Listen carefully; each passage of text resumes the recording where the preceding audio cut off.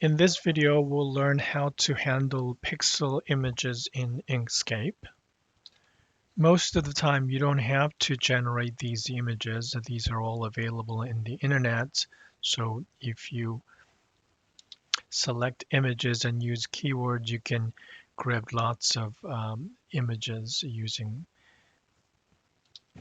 the Google or things like that.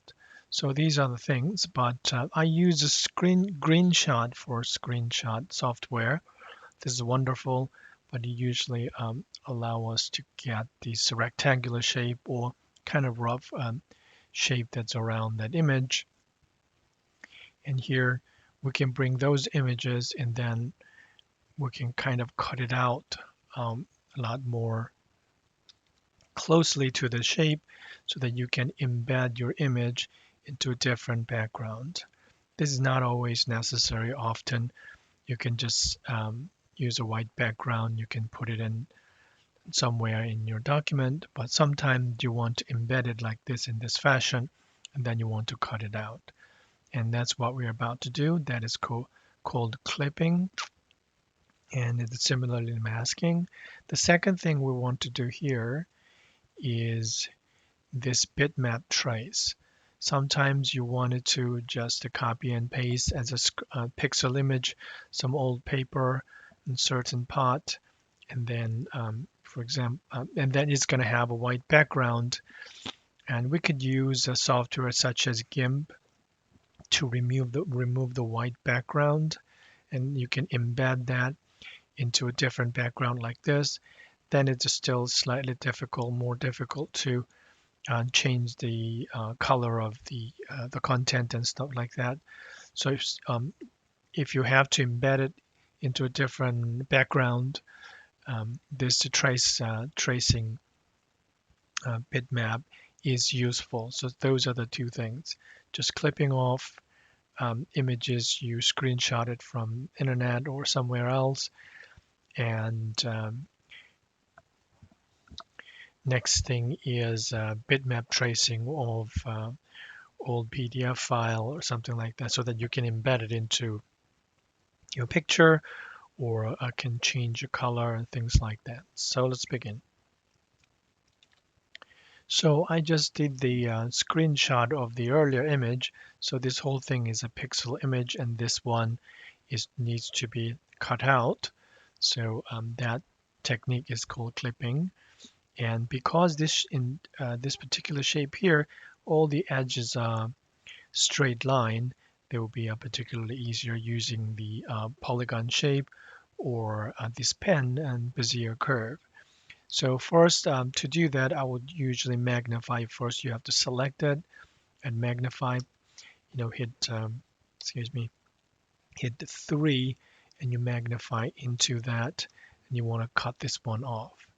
So what you have to do is we're going to hit this Bezier curve and click and release and generate these polygons around it carefully. Click and release here, and you go around it, do it like this, and you can do it quickly. And we go ahead and adjust all this thing, boundary color in there. There's no blur, anything. I think it's good. And I'm going to remove the fill color and change that to the red, stroke red. So we drew this polygon around it. So this is how it works. The picture is in the bottom, lower than this polygon I just sketched in there. It's just like A minus B thing we did with the path operation. And if this image is under this polygon path we generated, if you select the second one there, choose the picture first, this entire picture, that was wrong.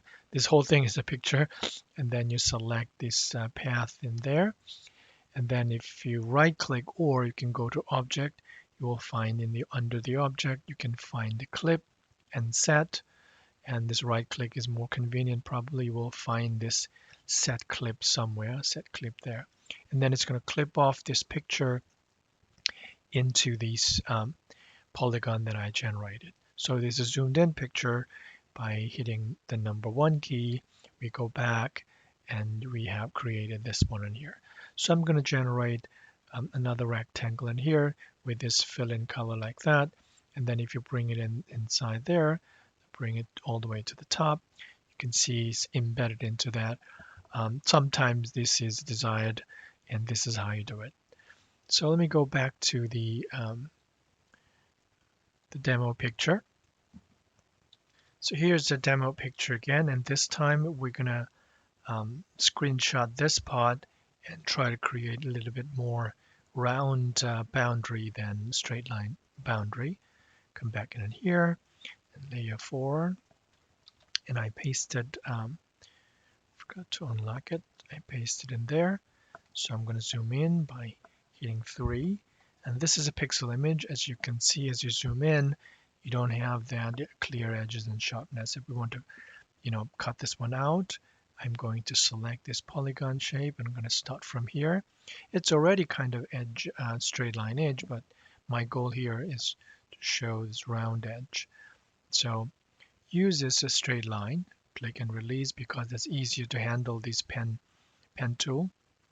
Click and release and try to, not too much, but as much as possible using these, pen tools. Introduce as much as the straight edges so that when you, try to make it and smoother, and it does have nice effect in there. This one is going to be turned to smoother here, so I might introduce a little bit more straight line around that, and then click off it in here. And then I'm going to unfill that and keep this stroke in red color. So I'm going to hit this nodal button. Then I have all this node. Just click on one of the node and Control A, and then it's going to select all the nodes in there. Now, if you go to this nodes option, we can change that to this smoother node part. So if I click on that, it'll try to make everything smooth. This one kind of a little bulge up because I didn't use much of a line in there, but you can use these handles of each node and to have a desired effect. But I think it's overall good. So I'm going to select it again. Then this path is selected. Now you select this image and this path you generated. Right click and set clip. Now it's cut off. Now go back to the 100% zoom by hitting number 1. And then let's see over here and fill in with this darker color. And then if I select that one and bring it over here all the way to the top, so you can see maybe when I choose a lower color in there, it still has little edges around it, but it's better than, rectangular shape in there. So that's how you do these clipping with the smooth edges. So here's a demo picture again. The next thing I wanted to show is mask. That's what we just did. It was a clipping. Mask is a similar concept, but you have a little bit more control on what happened after you clip it. If you look at this picture right here, I actually use masking. So if you look at the edges here, it's not straight cut off. If you zoom in, it kind of little bit of faded out, a blurry edge, which looks a little bit better than sharp edges and sharp boundary in there. So I found this object again using Google search under the keyword minimal surface, and you can do the same clipping, but if you don't like it somewhat, maybe you can try mask so that you can kind of smooth out the edge. It looks better when you embed it too. So especially like this, when the background is very different, maybe you consider masking in there. But the idea is the same. I'm going to go ahead and do this straight line edge. And because it's going to get a little blurry, I don't think make it smooth is that important. So I'm just going to go around and try to make the shape as closely as possible to that one here, and close that and unfill the interior. and click on that. So the key thing here is that mask is actually more sensitive than just the area. It actually converts the color.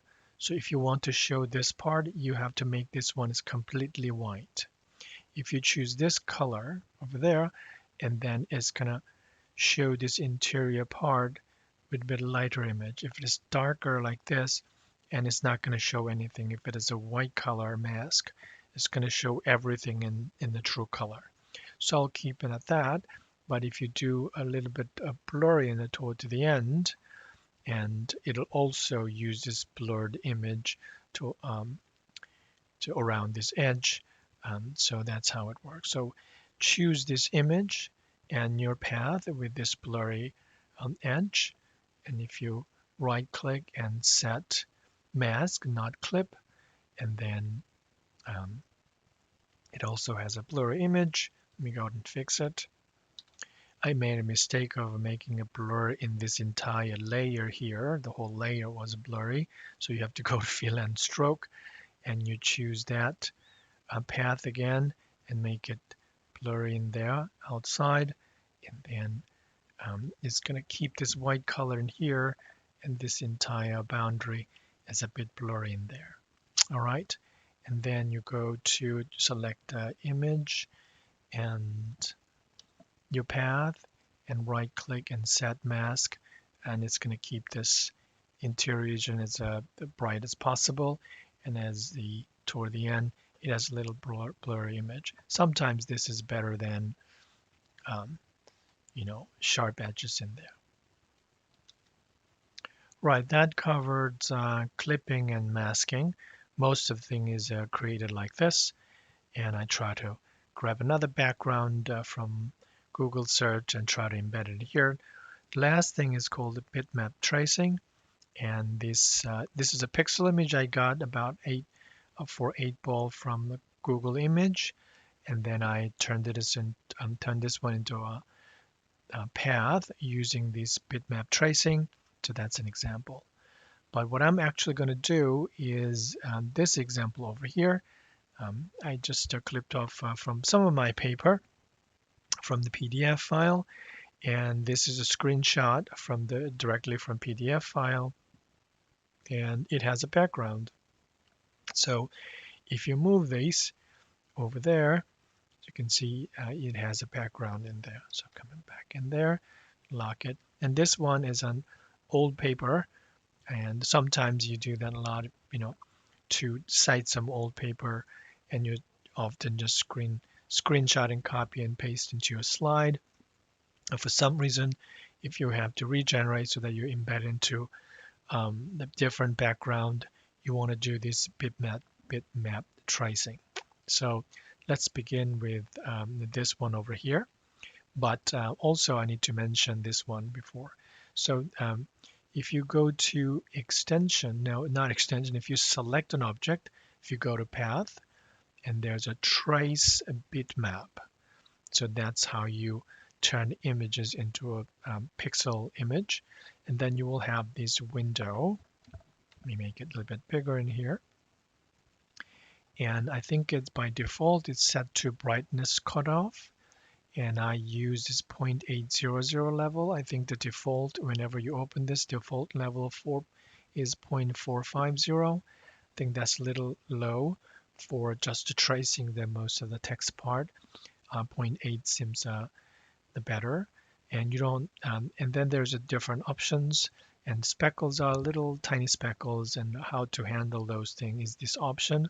You usually don't need those for converting text images to pixel maps. So speckles to 0 is ideal for the text. The smooth corners I need to explain is the following. If you look at these images, if you zoom in, there are little things like in number 1 in here, this sharp edges here. If you increase the smooth corner, it's going to really kill that type of image in there. So if this smooth corner option is high, it's going to kill that little part in that one. It looked like just one going down straight. So so you definitely have to play with this smooth corner values to get what you want. We're going to also do that. I'm not quite sure about this optimize. I'm sure try to recognize text shape or boundary, try to optimize it. So I increase its maximal value. It seems like doing okay. So maximal value is 5. So these are the options for the brightness cutoff. And I don't think I explained this meaning of this brightness value. The maximum value is 1, and 1 is maximum value. Everything is going to be black because your threshold of a brightness is higher. If you make it lower, and then a lot more things is going to be um, white. So if you want to pick a more darker region from this text, you have to increase that value. If you lower the value, it's this pixel, the path image you're going to get out of this is going to have a lot thinner. So I copied and pasted the pixel image of this work. So I go to Path and Trace Map, and this default is set to 0.50, but I'm going to increase that to 0.8. So it's going to make it a little bit thicker. If it is a lower value, once again, it's going to be thinner in there. Speckles we don't want, so I'm going to set to 0. The smooth corner, if you increase that, a lot of little pointy thing will get killed. So you have to play with it a little bit. I think I like 0.8. So I chose that 0.8 and the optimized level. I increase the maximum. So if you apply that here, you will see it generated path over that. So when you grab that, you have to be careful. You really have to go to this one of this darker region and then grab it there. If you're down there, and it created this path image. Now that's a pixel and that's path. It does not have any background. You can do this type of thing using software like a GIMP. You can remove background. That does it very well, but if you have to change the color, and this is actually have a little bit more benefit. So I can now create a little background here with this green color and put that to the top order and bring it over here, and it fits in there. I'm going to make it a little bit smaller. Control in there in the middle. Now we can change the color of this one to the yellow, and it stands out a lot. So that's how you can trace that and do further manipulation. The final trick you can pull out is that you go and select this one and add stroke. Right now this path has only fill area and does not have a stroke.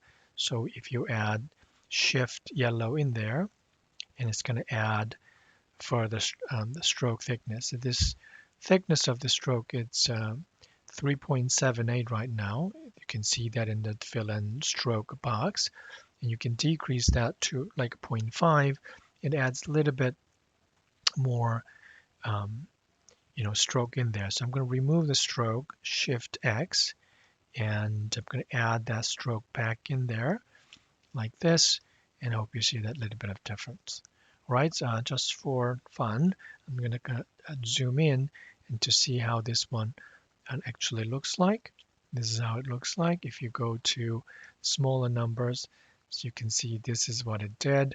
Try to optimize, straight path and things like that. So that's how you use a bitmap trace.